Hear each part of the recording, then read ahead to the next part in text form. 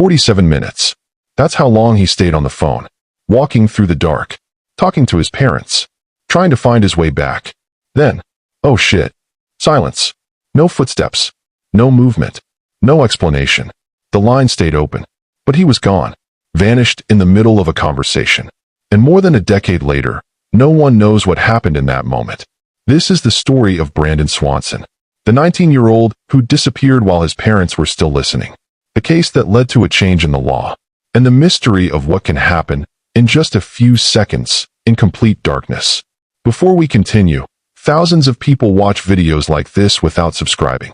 If you don't subscribe, there's a good chance you won't see the next case, and some of these stories stay with you long after they end. If you're into real, unsettling true crime, take 1 second to subscribe, turn on notifications, and like this video so more people can find it. And as you watch, ask yourself this: what could make someone disappear while they're still on the phone? Brandon Swanson was 19 years old, a college student in Minnesota, studying wind energy. Quiet, responsible, close to his family, the kind of person who checked in, who called when something went wrong, who didn't just vanish without a trace. He grew up in a small town environment, the kind of place where roads are familiar, where distances are known, where getting lost isn't supposed to happen. May 14th, 2008. A normal night. Brandon had gone to visit friends in Canby, Minnesota. Nothing unusual happened. No arguments. No signs of trouble. Just a late night with people he knew. Around midnight, he got into his car, a Chevrolet Lumina, and started driving home. The route wasn't complicated. Just quiet back roads. Long stretches of farmland. Dark, empty highways with little traffic. But sometime during that drive, he made a mistake. Just before 2 in the morning, Brandon picked up his phone and called his parents. His voice was calm, almost casual. He told them he had driven off the road and into a ditch. He wasn't injured. He wasn't panicking. He just couldn't get the car out. He needed a ride. His parents, Brian and Annette, got into their truck immediately. No hesitation. No delay. They started driving toward him while staying on the phone. At first, everything felt under control. Brandon told them where he thought he was. Near Lind, a small town a few miles away. His parents followed his directions carefully, driving through dark roads, watching for any sign of him. Flash your headlights, his father told him. Brandon did. On, off, on, off. Do you see me? Brandon asked. No, his father said. They tried again. Nothing. That's when the situation started to shift. They should have seen him. He should have seen them. But it was like they were moving through completely different places. The call dropped, then came back, dropped again, then reconnected. Still, they stayed on the phone, still trying to find each other. Minutes passed, then more minutes, and then Brandon made a decision. I'm going to leave the car, he said. He told his parents he could see lights in the distance. Thought it was Lind. Thought he was close. Meet me at the parking lot, he told his father. I'll walk there. And then he stepped out of the car. The sound changed immediately. No more engine. Now just footsteps. Gravel crunching beneath him. Grass brushing against his legs. Uneven ground shifting under his feet. His father stayed on the line, listening, guiding him. You're doing fine, he said. Just keep walking. But there was something Brandon didn't realize. He wasn't where he thought he was. Not even close. While he believed he was near Lind, he was actually miles away, near a completely different area. Alone. Surrounded by farmland. No streetlights. No buildings. Just darkness. And the further he walked, the deeper into that darkness he went. Back on the road, his parents kept driving. Searching. Watching. Scanning every corner of the road. Looking for headlights. Movement. Anything. But there was nothing. The call had now lasted over 40 minutes. 40 minutes of walking. 40 minutes of talking. 40 minutes of trying to reconnect in the dark. Then, it happened. Brandon stopped. Mid-sentence. His tone changed instantly. Sharp. Alert. Oh shit. And then, silence. No footsteps. No movement. No sound. Just an open line. And nothing on the other end. Brandon, his father said. No response. Brandon. Still nothing. They listened. Hoping. Waiting. But whatever had just happened, had happened instantly. The call stayed open for a moment longer. Then it went dead. They tried calling him back. Again. And again. And again.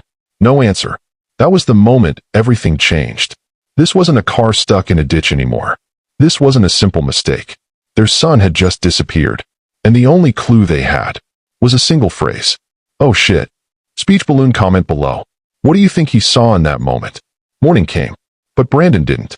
The sun rose over the same fields he had walked through hours earlier. Quiet. Still. Unchanged. As if nothing had happened. But something had.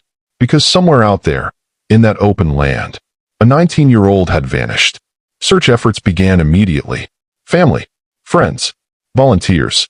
They spread out across the area, walking through fields, checking ditches, calling his name. Brandon. No answer. Police joined in. They located his car, a Chevrolet Lumina, stuck in a ditch. But there was a problem. It wasn't where Brandon said it would be. He had told his parents he was near Lind.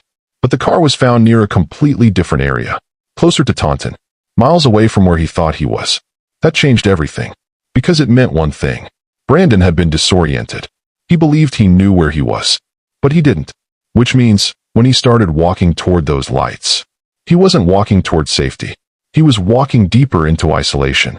The area around the car wasn't just empty. It was dangerous. Fields stretched for miles. Ditches cut through the land. Uneven terrain hidden by darkness. Water-filled areas that looked solid from a distance. And at night, you wouldn't see any of it. Search teams focused on the surrounding area. They checked nearby waterways, including the Yellow Medicine River. Divers were brought in. They searched carefully, thoroughly, but they found nothing. No footprints leading to a clear direction. No signs of a struggle. No personal belongings. Nothing. And that's what made this case different.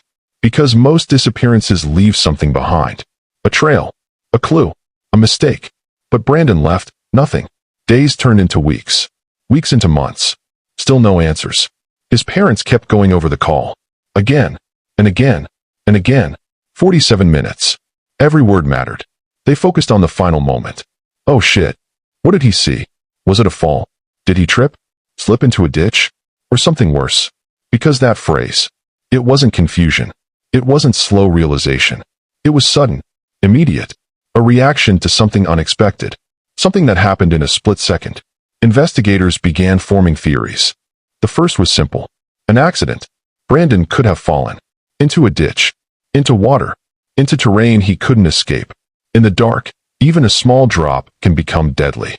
The second theory focused on disorientation. He had been drinking earlier that night. Not heavily, but enough that, combined with darkness and unfamiliar roads, it could affect judgment. He thought he was near land, but he wasn't. So when he saw lights, they may not have been what he thought. The third theory was more unsettling. That something, or someone, crossed his path. But there was no evidence of that.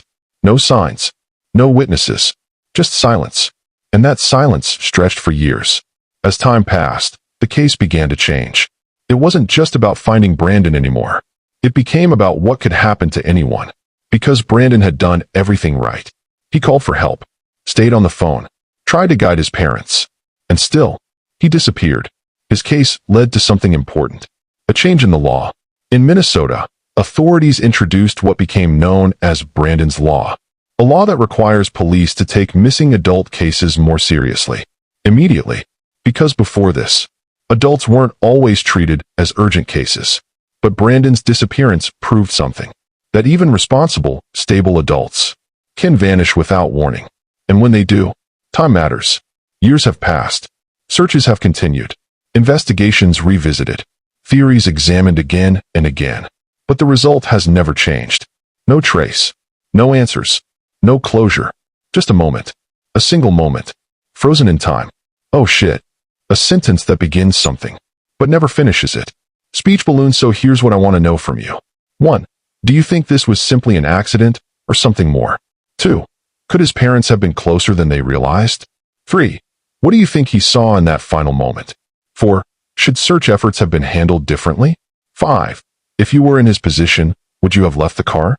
Drop your answers in the comments. I'm reading every single one, and I want to hear what you think, because this case doesn't have easy answers.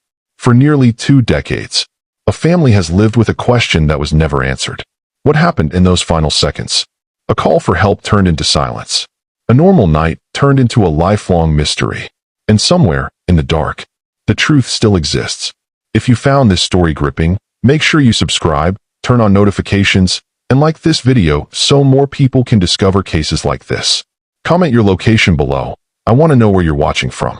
And stay tuned, because the next story might be even more unsettling.